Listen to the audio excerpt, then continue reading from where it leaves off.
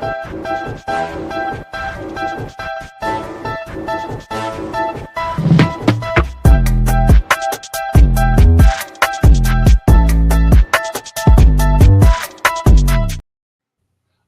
to NLL Lacrosse Talk with Steve Orleman of the Buffalo Bandits, joining Gary Groob and Frank Stanisci here for NLL Lacrosse Talk.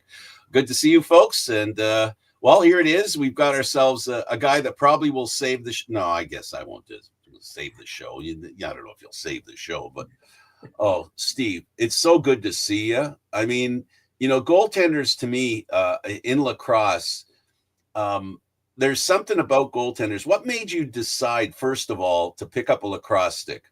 Well, first of all, I'd like to say thank you guys for having me to the show. It's going to be an absolute pleasure, and I thank you guys for inviting me along. As far as for me wanting to become a goalie,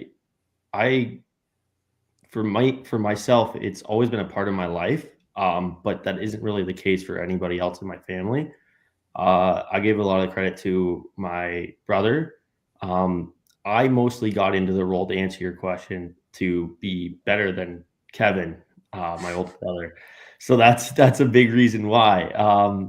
But for them, they got into it because my brother was playing hockey and my parents wanted to get him into a summer sport. So they went out looking, and there was baseball and there was basketball and there was all these other sports to play. And they ended up coming across this table that had lacrosse.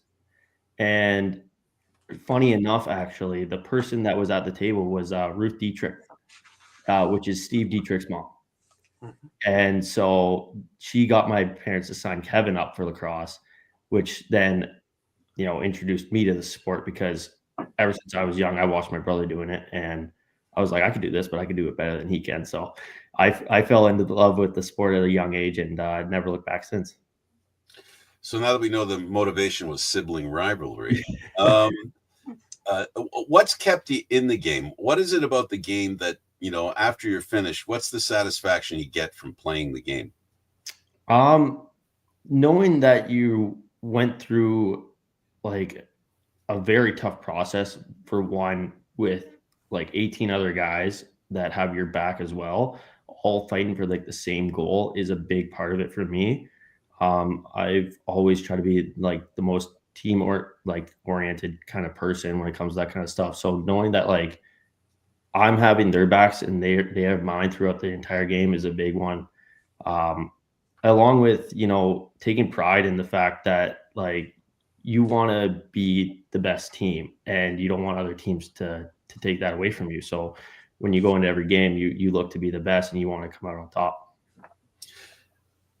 If it's a long voyage. From the first time you pick up a stick, you decide to play, then you become a pro. At what point did you realize, this is really going to happen? I can be a pro. I don't think it goes back to like Pee Wee, but I think when I first made the Team Ontario team back in Pee Wee, I knew that there was a class above other players, and I was like fortunate enough to be in that. So that's when it became a reality for me. As far as like the fact that like I can take this like a long way. I played hockey growing up, but I played AA hockey, never AAA. And so to feel like I was, exceeding at like a sport, like I could really relate to it, because in hockey, I never really truly like played at the highest level, but for lacrosse, I seemed to get a good grasp on it. And I was fortunate enough to have some good coaching that helped me along the way with that. I don't think it's a bad word, but I think it's pretty accurate. Being an elite player than being just a player. There's that line you cross, and when you look back, you realize, your future could be a little further down the road. You could make more out of this than you originally thought. So that was the point that you realized it. Now, as far as being a goaltender, this is my last question before I turn Gary loose on you. Being a goaltender, what is it about being a goaltender that you think adds like the characteristics or the personality that you have that makes you the goaltender that you are? I would credit my dad towards instilling confidence in me at a very young age. He always preached that, like, if I wasn't, confident in myself, then I was just beating myself at that point. So as a goaltender, I think any goalie will tell you the same thing, that confidence is such a huge part of the game. You want to be strong. And uh, I've had to battle with it throughout my whole career, ups and downs. But to know that, like, you can do it if you believe in yourself is very true. And so at a young age, I just truly believed that, like, I can be the best at this, and I tried to carry that throughout my entire career. That's a great thing to do. Gary? All right. Well, growing up in Kitchener, and of course you were in with the programs there. Now you talked about sibling rivalry, but of course Kevin also was there to coach you along the way as well, right? Because nothing like being pushed by your brother to make sure that you're on the right track. Absolutely. Kevin was easily the most, like, encouraging for me, but he was also probably my harshest critic, and I think that was important to have. He knew when to pump my tires and when to, like, give me a little bit of a reality check, and I can honestly say that, like, I wouldn't be where I am in my career without him. Right. Now let's talk a little bit about the programs in Kitchener as you were coming up through it, because also another famous guy that's a teammate of yours that also came through those Kitchener programs, Dean Smith, came through that as well. Actually, I had Brian Beazle on the show last week, and we were talking about some of the stuff out there as well. Right on. Yeah, Bees is awesome. I had the pleasure to be under him for a short stint in Kitchener before we brought in Chris Driscoll, but I would have loved to have more time under Beazle. But as far as like Kitchener programs go, we also had, like, Chris Kluge, who's another teammate of mine, come through those ranks, and Kitchener seems to find these single talents that are pretty good. Right. Now, junior, you start out with Guelph, wound up in Kitchener, and then, of course, the big trade gets pulled, and you come to the Excelsiors, and of course, I happen to pull out one of the old Minto Cup Excelsiors jerseys from 2018, that memorable year. And we're talking off air, man. If they pulled that just a year earlier in the 2017 thing when it was hosted in Brampton, that could have been a whole different aspect also. Because boy, what a team that you got put onto with, you're talking about Jeff T, Josh Medeiros, Clark Peterson, Tyler Biles, Seth Van Shepman, Travis Medeiros, Connor McClellan, Austin Hayes, and Jake Booch. I can keep going. This is what a team. And you get put in there in the middle of that season in 2018 for the Minto Cup run. Talk about jumping into there and the chemistry there and just fitting in and away you go. Yeah, it was awesome. And, like, listen to the names you list off. I don't think that team gets enough credit for how good it was, and the amount of NLL players today that are on that roster.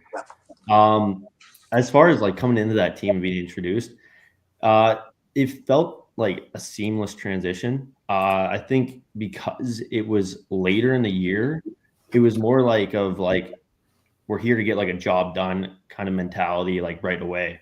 But it's kind of funny. Like, when I got traded there, our first game was against Barrie, and they were a little bit at the bottom of the standings, and they chose to give my goalie partner Chunks a last game before they threw me in. And so we played Barrie, and my goalie partner played a really, really good game. And then we followed that up with Burlington, who at the time was, like, the number one team that we thought was going to be, like, the team that we met in the finals. And safe to say, they gave us a little bit of a reality check right away, and it was my first game with the team, and that stuff can be a little nerve-wracking. I knew I could play better, and I had a meeting with Dan Teed afterwards, and he said, "Listen, man, like, we're not worried about you at all. Like, you're going to do your thing. Don't worry about it." So it was kind of a good thing that we played Burlington right off the hop too, and it being my first game, because it gave us, like, this isn't going to be easy no matter how much talent we have. And ever since that game, I think we cruised on pretty well. Definitely. And, even through in the playoffs, you lost Jeff Teat because he had to go to Team Canada. He was the first junior ever to make the senior team to go to Israel to play in the Worlds. And Clark Peterson picked up the reins and he became the leader. And I remember having an interview with Clark and, so modest and just roll off his back and we just do what I have to do. And, away you go. And, you guys were in the Powerade or whatever it was. So it was a year away from Memorial because it was under renovation or something like that. Century Gardens, I think it was. Yeah, that's right. That's right. And, another strange place without carpet.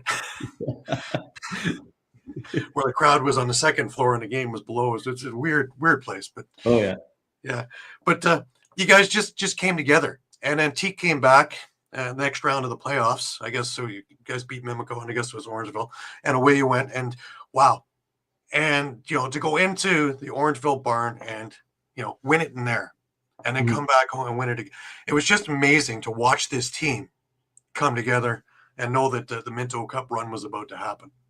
Yeah, it was fantastic. I think, that first round against Mimico, credit to them. Like, they put us through the ringer, and like you said, it gave Clark Peterson a big opportunity to show like what he can do, like aside from like being always grouped with Jeff Teat. And that series, oh man, like I don't think I had more fun in a single playoff series than I did that year with that one, because, we thought it was going to be pretty easy.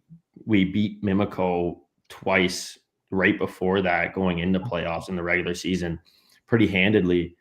And playoffs is a different beast, and they stepped up really well. They took us to double overtime in game 4, which would have been an elimination game for them. And I just remember after they scored the game winner, just the fans breaking like the glass behind me and it just shattering everywhere. And it was like, oh man, like we got to go back and play these guys like tomorrow. It was nuts. And it came down to 1 goal difference. Like, we won by 1 goal. And after that, we got Teeter back, and it also showed how much of a difference Jeff Teat can make, because we played Toronto Beaches right after that, and we swept them. Yeah, we swept them, and then we played Orangeville, and they beat us the first game 6-3, and then I think after that we never looked back. Right. It's funny when you're talking about the Mimico thing, because I think we all went back a year, and something that Brampton should have gone through, and Mimico, credit to Hutchcraft, he played out of his mind in these series, both years. Yeah. And I remember having Riley on the show also and talking about it, and they knew that was the push, because after that everybody was graduating, and of course they had to take it while they could. Yeah. Well, I've talked. Sorry to cut you off there. I just want to throw a little snippet in that. Like, I've talked to Kev about it, because it's kind of some reason it goes full circle, because Kevin played in Okotoks, and in the Minto Cup in 2017, their last game was against Mimico, and they had to beat Mimico to have a chance, and they ended up losing, and Riley Hutchcraft was the goalie on the other team. And so the next year when we were playing against them, and I knew it was Riley Hutchcraft's last year, we kind of went full circle. And he got to be Kevin's last junior game, and I got to be his. So it was cool. That's amazing. Yeah. Shows you how small a community it really is, right? Seriously. Now let's talk about that Minto Cup, because man, there was a lot of controversy in that thing. There was some strange reffing. There was a lot of the game 1 was nuts. And it looked like everybody was just running and gunning for Teeter continuously. And most mild-mannered guy in the world, and of course you're going to blame him. Yeah, Dan, I could see. Jeff, not a chance.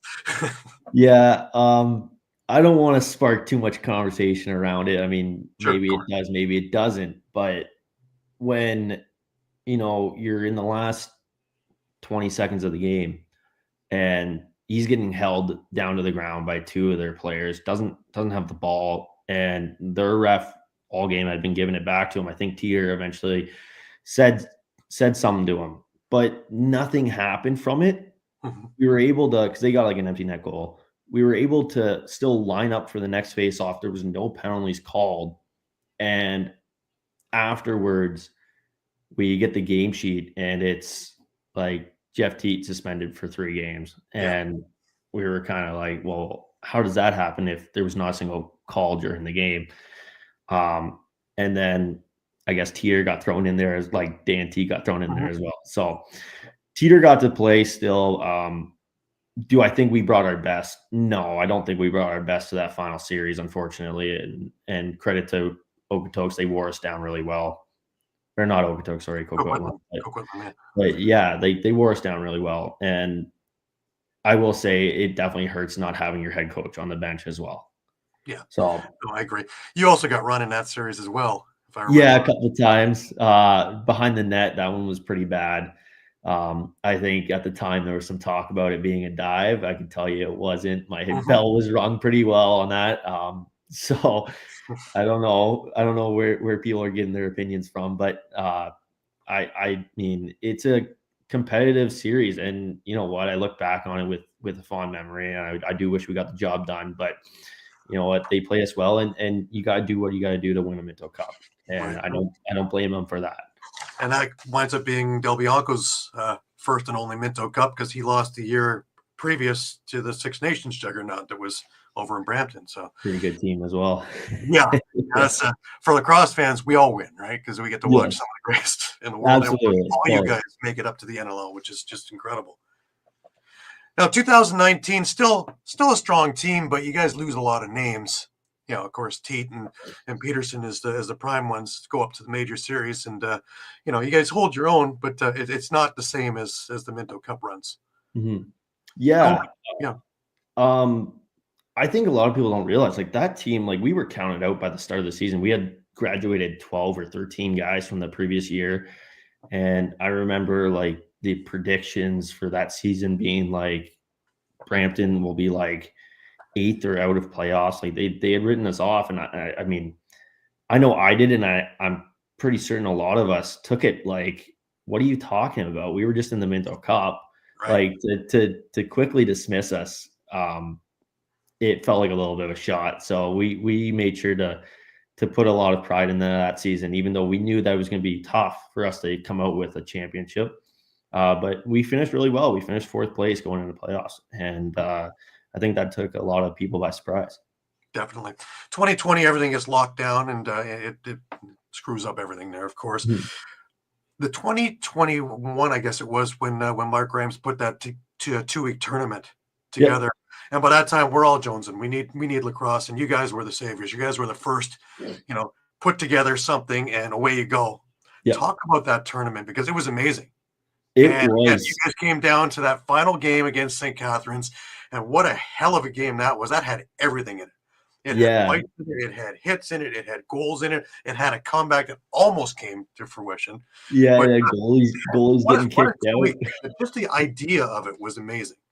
Yeah, totally. I couldn't agree more with what you just said. Like the fact that they put that tournament on, but also a huge shout out to Mark Grimes and whoever was involved with the fact of letting the guys that missed their 5th year into that tournament, right? Because I was actually 22 at the time. Right. And I look back on it, it's like, wow, like what a great time. And I think I bring it up to people, and sometimes they say like, oh, like dismiss it, like it wasn't a real like turn or season or whatever. But I was like, you know what? Like we were playing 2 games a day, battling with teams that I felt every team could have won on any given day. Yep.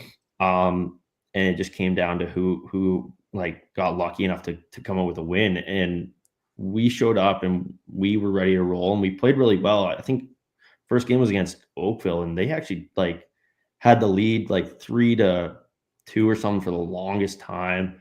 And we started our that tournament off with a win, and the only team that we actually ended up losing to was St. Catharines, who also had a pretty good roster of a lot of guys that I think play in the NLL now. Yep. And yeah, you fast forward to that finals day where we played Whitby in the semifinal, who was a great team, and we eliminated them. And then we played St. Catharines, and that game was back and forth. And I think mentally it boiled up to a certain point for me personally in that game, where you have 8 games throughout the week or the 2 weekends, and you put so much into it, and it's your last year and you want to win so badly that you got to do a better job me personally speaking to myself, of controlling your emotions. Now I don't fully think that a lot of the calls went our way. And so that also didn't help. But I mean, at the end of the day, it was a lot of fun to be a part of. I wish we won it. I think, and this might stir up some controversy, but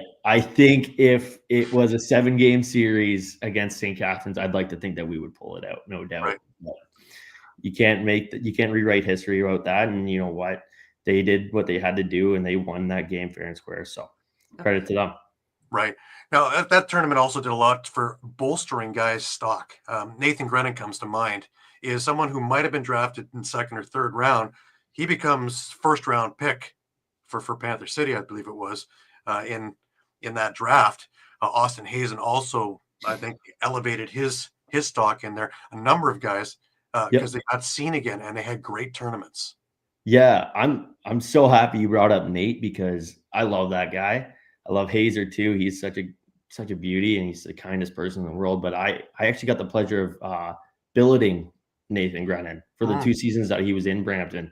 Right. And me and him grew really close. And to see him get drafted to Panther City was so awesome, because you know what? He was a heart and soul kind of player for our team. I can't say enough nice things about the kid.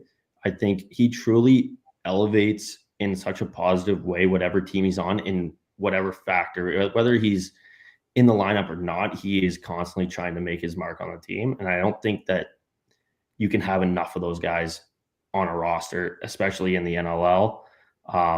So yeah, it was great to see his stock get bolstered like that. And Nate's done a good job of proving what he's worth. Absolutely. Both in MSL and in NLL. Yeah. Man, you guys get a chance to play there together now again too, right? So that's awesome as well. Yeah, that was cool too, because we traded for him halfway through the year, I think, last season. So it was great to be reunited with him, and he truly became a rock star for our Kodiaks there. Absolutely. Now let's talk about the NLL. You get drafted 19th overall by Georgia. My favorite question to ask everybody is, your first training camp, was it what you expected? It was better, because I think my first ever training camp was actually flown out to Georgia, and it was like an open practice training camp. So initially, like right off the bat, I'm being taken to the market of where the team plays and getting to meet the fans instantly. It was better than I think some guys get in this league, where it's sometimes, you guys would know, right? You play in Six Nations, or you play in Oakville for your first training camp, which is cool. And you get to like be around the guys, and you get to appreciate like the hard work that goes into being an NLL player. But I feel like it took it up a notch when I got to be a part of that experience in Georgia. Funny enough, like you brought up being drafted 19th overall in Georgia. I totally thought that Georgia was the last team I was going to get drafted to, because they had 3 goalies already. They had Pooley, and they had Kev, and then they had Craig Wendy. And as far as other teams went, like there was not another team that came to my mind that had that kind of roster of goalies. So to hear them call my name was a bit surprising, but it was a good surprise. And I had a wonderful time playing under Eddie Como and Sean Ferris and Dan Latisseur there. And John Arlotta is a great man to be under an organization with. Had every one of them on the show. So yeah, I know. They're easy to talk to. Sean and I talk all the time, because we looked at our program. We played against each other. We're the same age. So that's another what's showing how small a community lacrosse really is. Yep. But now you get on the practice squad, but you spend time at the ALL. Now I do the media for ALL. I love that league.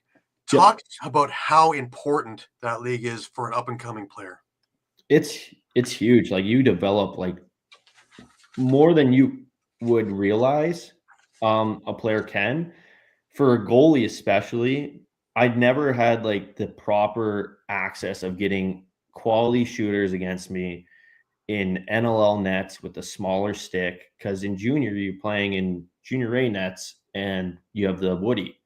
So it was a good learning process for me. And Georgia at the time was actually very adamant on the fact of you need to play in this league and we want you to develop into a starting goalie one day. So we want you to get these reps. And as a young kid, I was like, no, just take me along with you everywhere you guys go. Like, I want to be a part of the team. So it's cool. It's cool that you get to play in that league and you have access to those kind of reps. But also at the same time, I was like a little bit on the outside looking in, and I would go to like home games or games like in Ontario or Buffalo. But other than that, I would never get to travel anywhere else with the team. So it was a little bit of both, where you had the good and the bad. But that league is important, and I think it's come a long way as well. When I look at it now, I played in that in games with that league where we had 18 runners, and I played in that game in games in that league where at the start we had about 8 runners, and we had to dress Nolan Clayton, my goalie partner, as a player in front of me. So the league's come a long way, and it's good to see it developing in a positive way. Yeah, and it's so necessary because it teaches a lot of guys how to become professional players, yes, but how to stay professional players on and off the floor. Yeah, you're playing against guys that are on the practice rosters of NLL teams, right? So there's no better way to judge your talent and where you need to be than against guys that are right there on the fringe of playing on an active roster in the NLL. For sure. Now you get your big break when you get to New York and Riptide, and boy, oh boy, did you ever take full advantage of that. You broke the NLL rookie for saves. You set the NLL rookie for goaltender minutes with 987, named to the NLL All-Rookie team in 2022. Talking about taking the bull by the horns, you came in both feet and with a big splash. Yeah, really getting that break. It was great. I had a lot of confidence coming into the year because I was coming off of that bubble season where I got to play with a spoon, by the way, in that season, because they didn't allow you to have the woody for that tournament. So I felt comfortable, and I knew it was going to take a couple of games for me to get my footing. And I went in those 2 games just trying to figure out how I want to approach like my positioning and the way I attack the ball. And so we started off that season playing Rochester, and Laddie gave Goa the start. Goa, my goalie partner, and Goa played a great game. We took him to overtime, and it just didn't fall our way. And then we traveled to Philly the next weekend and played Philly, and I got my first ever NLL start, and it was a really cool environment to be in. Philly had a great crowd that game, and they were wearing their Christmas jerseys. It was really fun to be a part of, and we actually ended up traveling right after that game to New York, where we had to take on Georgia, and it was a doubleheader weekend, and we all know how tough those can be sometimes. Oh, yeah. Guys are in great shape. It doesn't like fully affect you, but it was hard for our team where Georgia was waiting for us, and so they took us on, and they played us really well. And I remember after my Philly game, I was getting like messages after like the game from like Philly fans saying like, oh, like my grandma could stop a ball better than you.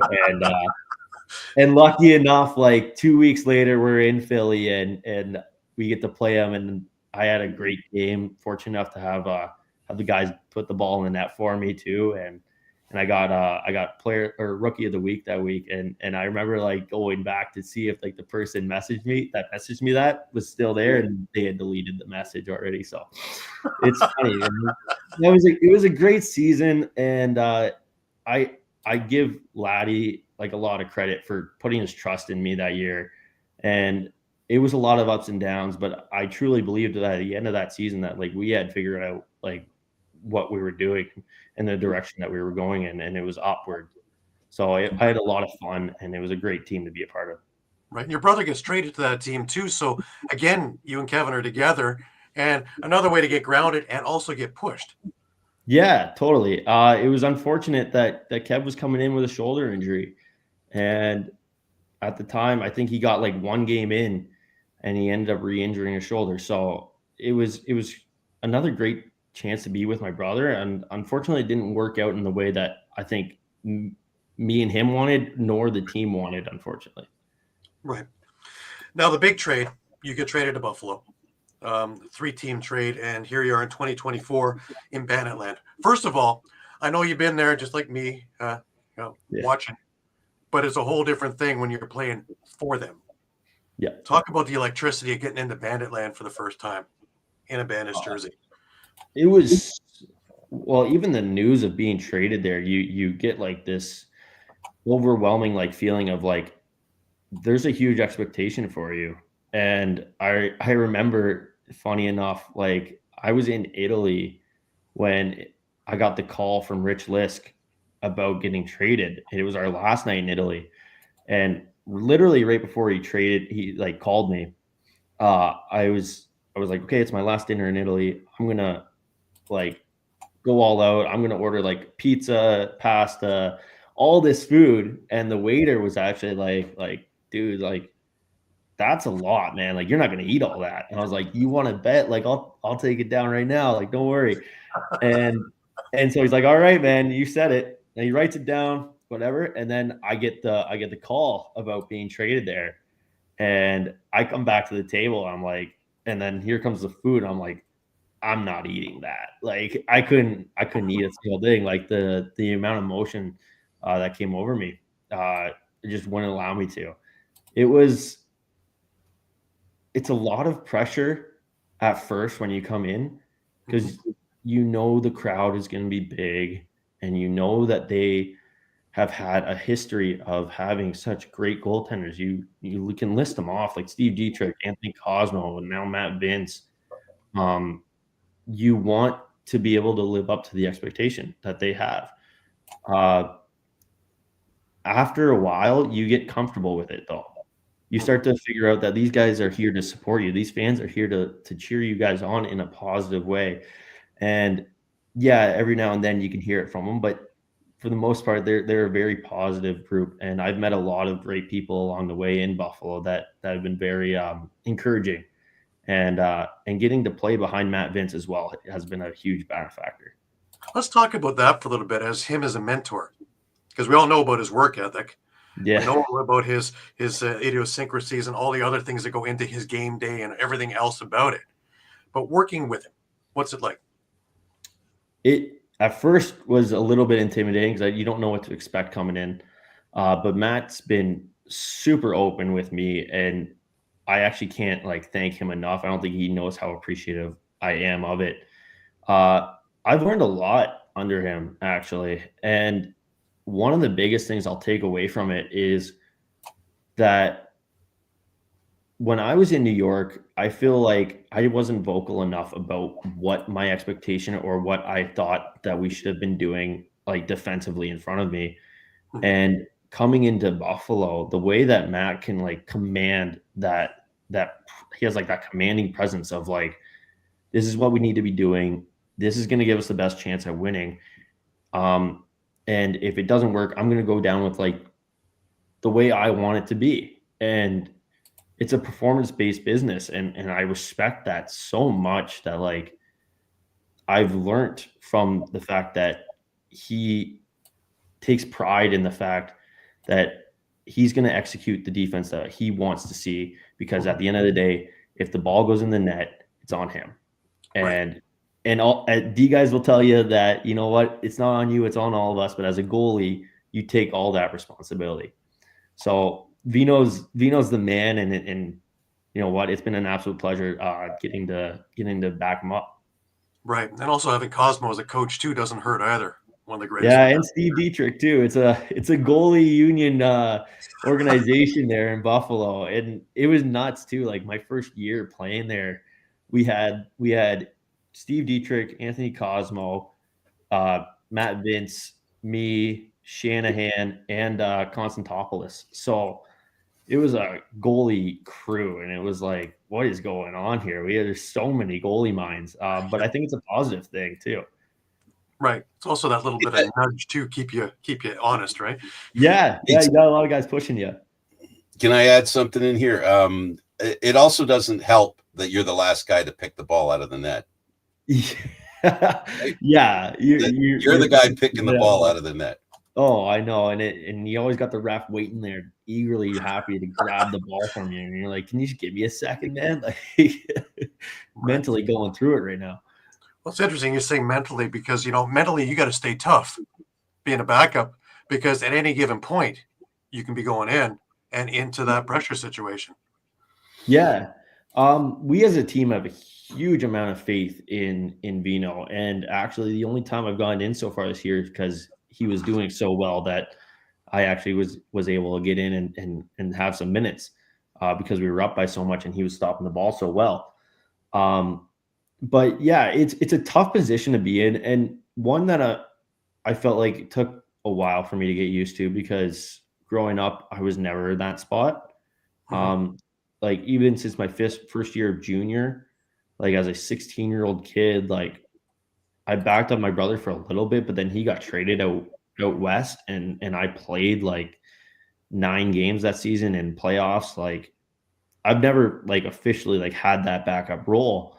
So and then like you even dated back to New York. Like I played 16 out of the 18 games in my first season. So mentally it's a different situation, and it took some getting used to, but I feel like I have a good grasp on it now, and to always stay focused no matter what. It helps you're a team guy too, because you have to be the typical, really the biggest team guy on there, on the bench, first off counting guys and making sure that everybody's focused and talking with Matt in whistles and in breaks to make sure that everybody's on the same page. Yeah, it is, and Vino's a very smart goalie, and he wants you to be paying attention and telling him what you're seeing as well from the bench, and what they're running, and where the guys are shooting. So I try my best to like help him along with that. As far as like working the door goes, I don't think it gets enough credit. The Oh yeah, position in the sport, because it's hard, man. Like guys want to run out so fast and so quickly. But I feel like this team, at least from my experience, they're very patient, and they trust me to tell them when to go out the door, because you don't want to be the guy to get a too many men penalty, and then you feel like that's on me, and then if they score, it's like wow, like I'm not even like on the floor, and I'm still like having like a negative impact on the game. It's the worst right. feeling in the world. Yeah, no, I can see that. Now, when I was well, let's just talk about winning the championship because you were there last year. I was in the press box for the last 2 years, and the floor was rumbling under us. That's a little unnerving when you're up on the roof and the floor is rumbling because 19,000 people are going absolutely bananas. But on the Yeah. floor, that energy of the elation, describe that. Oh, chills. Like I don't know if you can ever fully truly like get a like exact description on how it feels, but like Banditland, they know what they're doing. They get it, and their fans are smart. They understand the game, and when you're down like 8-4 to Toronto in game 2 at home, and you guys rally off to win the game like 10-8, like it was the coolest environment I've ever been a part of in any circumstances. Like you just get overwhelmed with emotion. Yeah. And to win a championship there in that building with all your fans there, is truly special. I wish I could find it like the perfect word for it, but there isn't. There's no emotions, like no words that can describe that feeling. Um, Other than like I love Banditland, and I love the team that we have in Buffalo. Right. Fast forward to this year, you guys start out great. You know, yeah, undefeated through half the season. Obviously this last weekend, a little rut in the road, but nothing major. Now, talking with you and a bunch of other guys a couple of weeks ago, when we're talking about 12 games in 10 weeks, the biggest thing is staying healthy. The team has enough talent to do anything, but staying healthy that you don't limp into the playoffs is first and foremost. Yeah, totally. And we saw 2 of our guys go down this past weekend, right? In the doubleheader weekend. It's a tough thing to do. It's a very physical sport, and you don't want to see guys getting hurt. And especially when you have a long stretch of games heading like into playoffs. But I think it's been our motto, or our motto this season is taking it one game at a time, not getting too high, too low. Like our focus is the game coming up and beating that team. Like there's nothing else on our mind. And I think we've done a great job of that so far this season. We knew that doubleheader weekend had been staring us down for a while. But I thought the boys were resilient and they showed a lot of heart in those games. Like to battle back against Toronto after a 5-0 deficit, like that shows you like the perseverance that the team has. And we did the same thing against San Diego. Like I'm pretty sure it was 5-1 at one point or something like that. So 4-0 and 5-1. Yeah. Yeah, exactly. Right. So we're a resilient group. And we're going to miss the two guys that got injured in Robinson and Spanger. And I'm hoping that they can come back as soon as possible because they are huge parts of our back end. They're important players, but we're a resilient team and we're going to find a way to get the job done. Definitely. I was actually the guest of John Gertler on the radio broadcast Friday. And we were talking about, the 5-0 thing and a little bit sluggish after a week and a half off. But boy, once you guys got your feet about you and used your size again, it was a whole different animal and quite a hell of a game from start to past finish.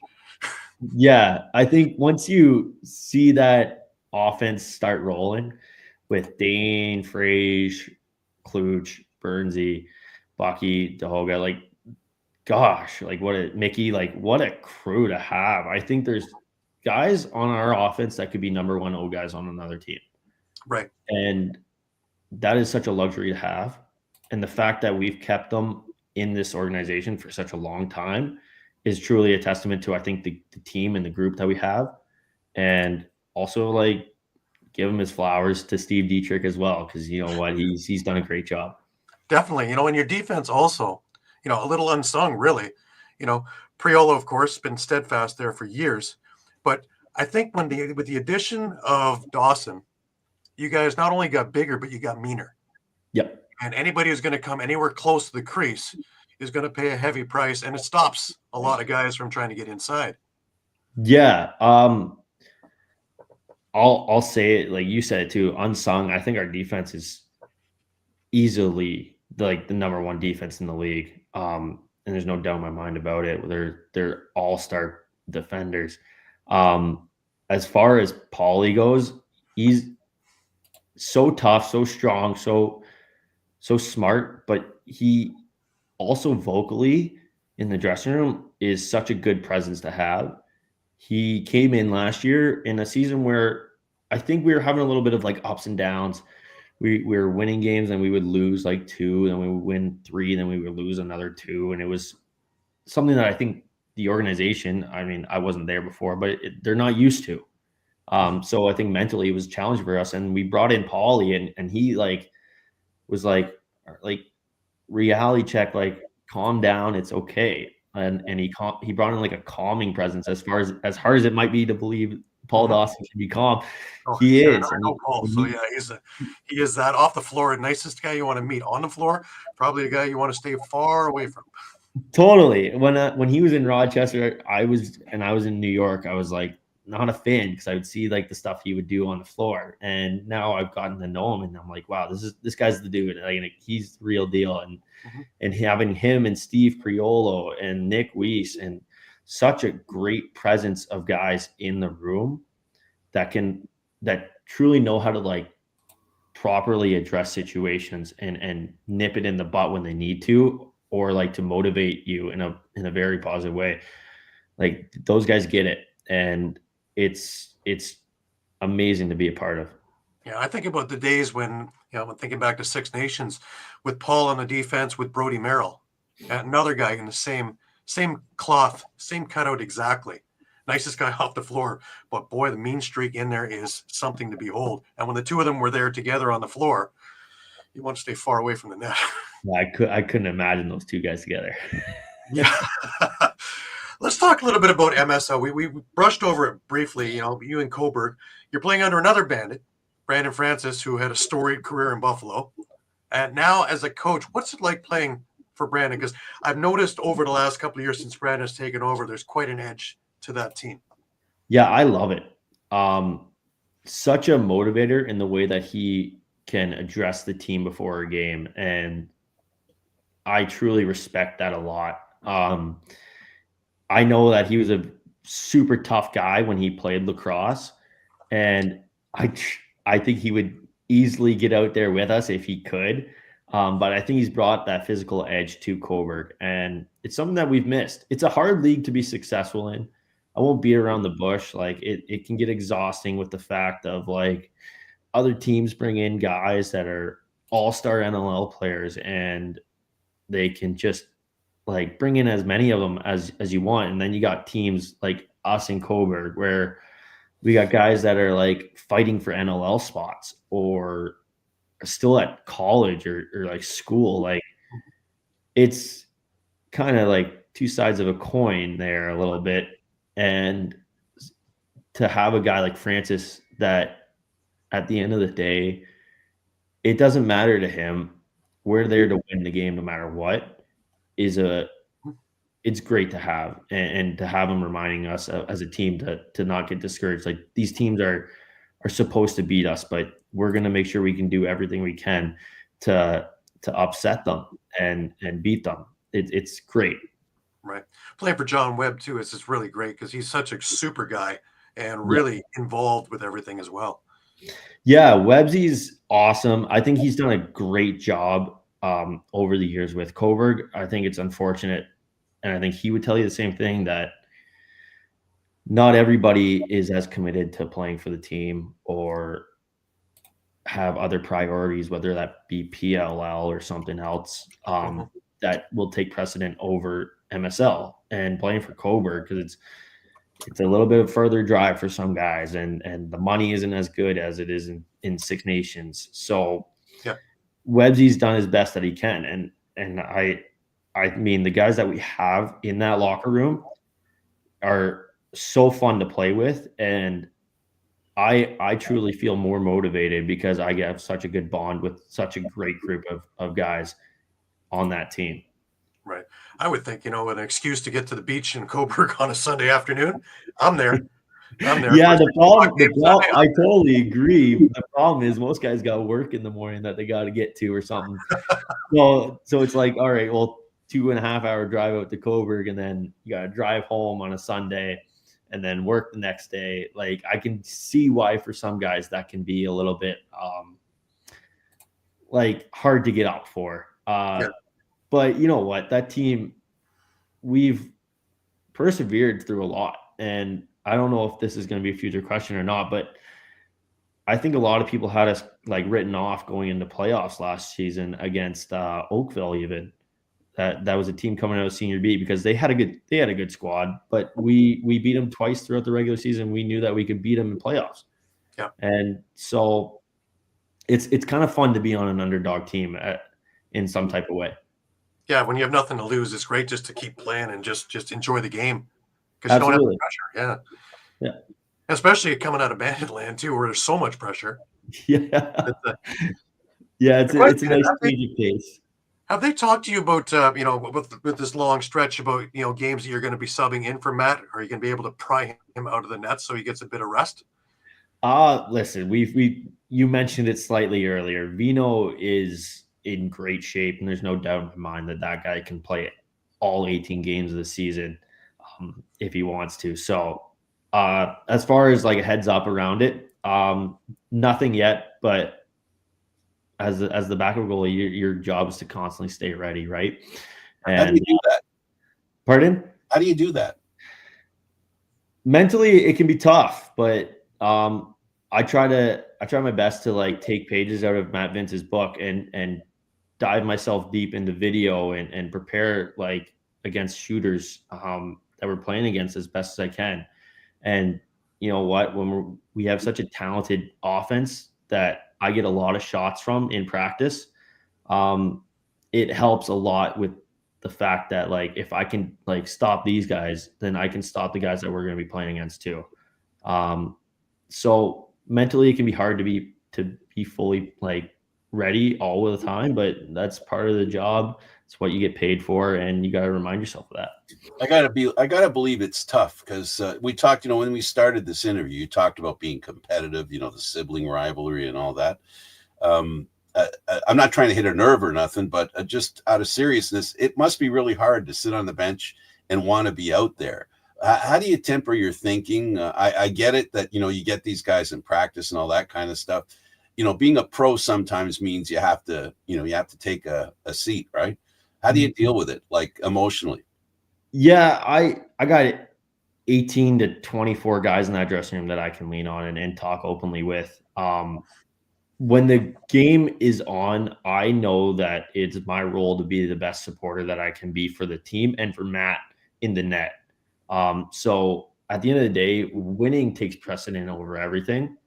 And if I can have a positive factor in that, whether I'm playing or not, I try my best to do so. So if that means being Matt Vince's like support throughout the entire game, then I'm going to do so. And I got to put my own like feelings of I want to be playing in check, because we're here to win games. We're here to make Bandit Land proud. And these people played. John Tavares says it all the time before a game. These people paid their hard-earned money to come watch us play, and we need to take pride in that. So if that means putting myself in check a little bit, then I'm okay to do so. And I know that my time will come eventually. And you know what? It's been a process kind of mentality ever since getting moved from New York, because you got to enjoy the process, and certain things work out in different ways that you expect them to. And you got to be okay with that.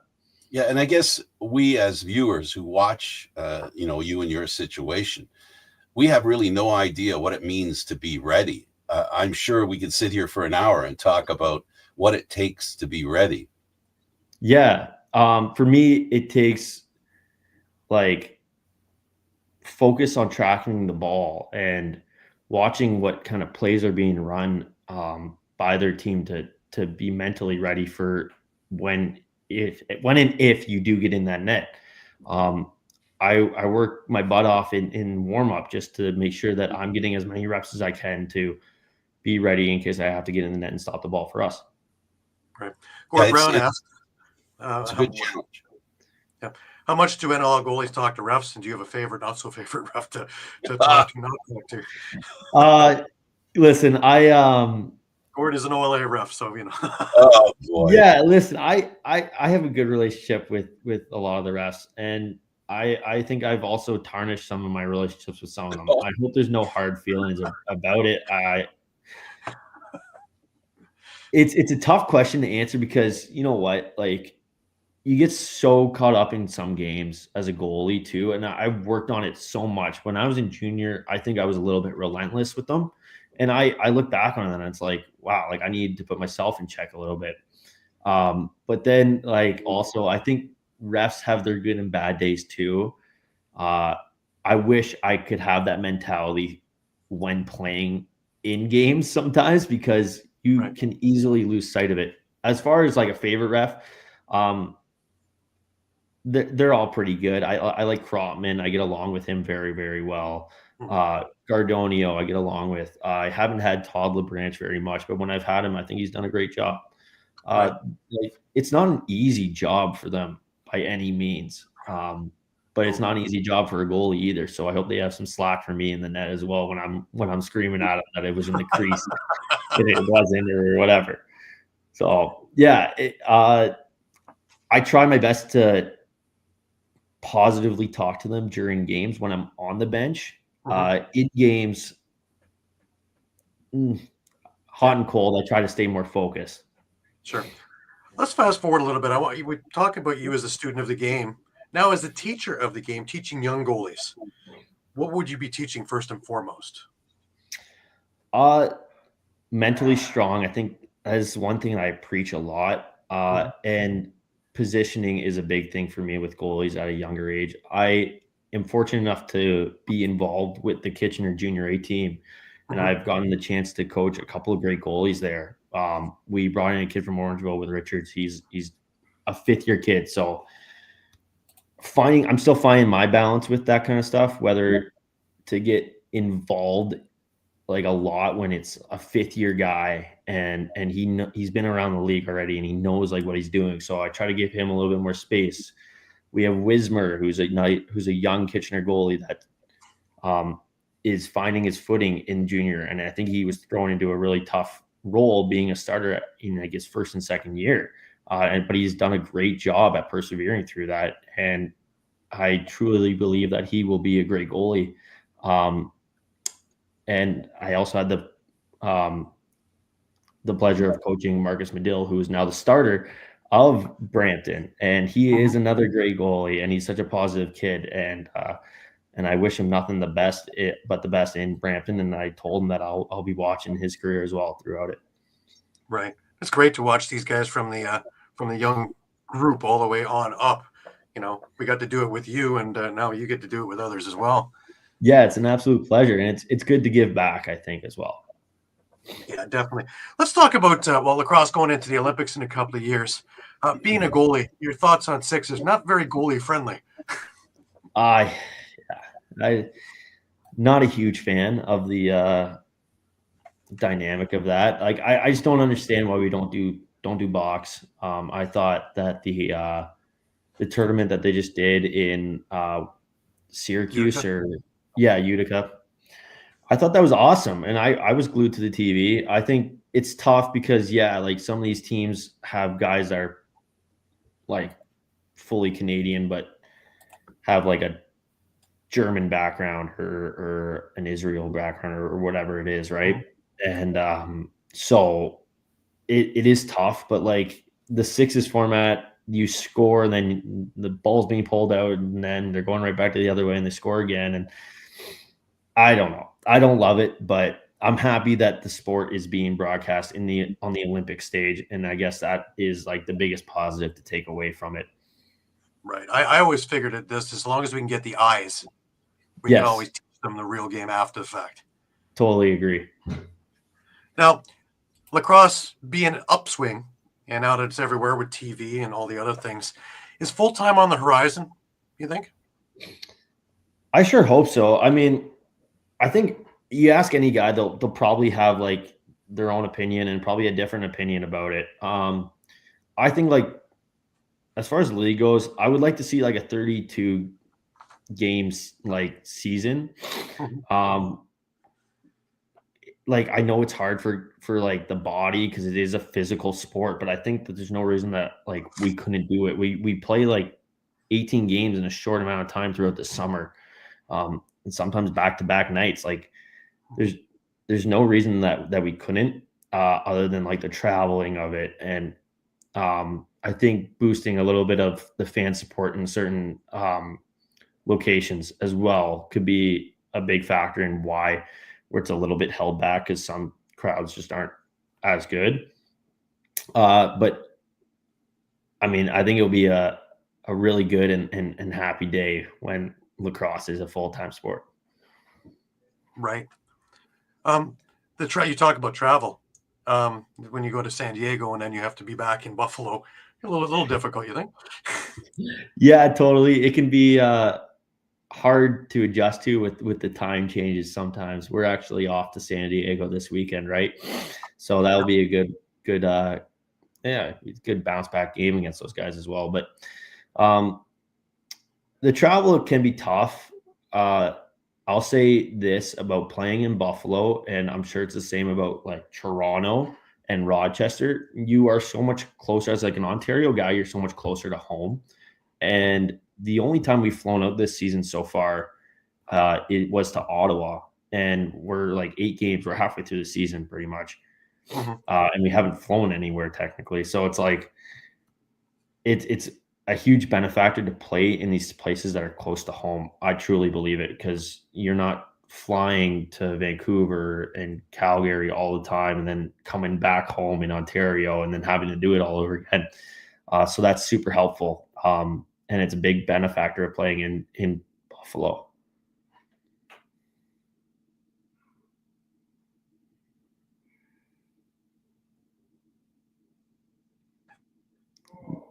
Did I lose you guys?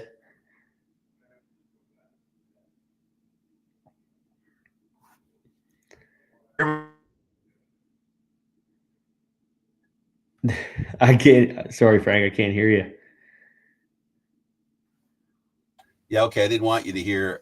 Anyway, yeah. Once in a while, Gary goes away and then comes back, and I had my audio went on. Thank you, Rogers. Me and them, we just don't get along. Yeah, they can be fickle. Glad to be back. I really want to thank you because I know you got a busy weekend ahead of you. Are you flying out tomorrow to San Diego? Yeah, we fly out at 9 in the morning tomorrow to San Diego. Right. Yeah. Wish you the best of luck. Wish you the best of luck for the season. Thank you. I'm looking forward to seeing you in net. Because I appreciate it. I look forward to your write-ups throughout the summer. I've caught a couple of them. So it's good that we have people like you guys doing this kind of stuff and getting eyes on the sport, and especially Gary, the MSL, because I don't think there is enough of it. So right. I appreciate you guys very much for that kind of stuff. I appreciate that. All the best.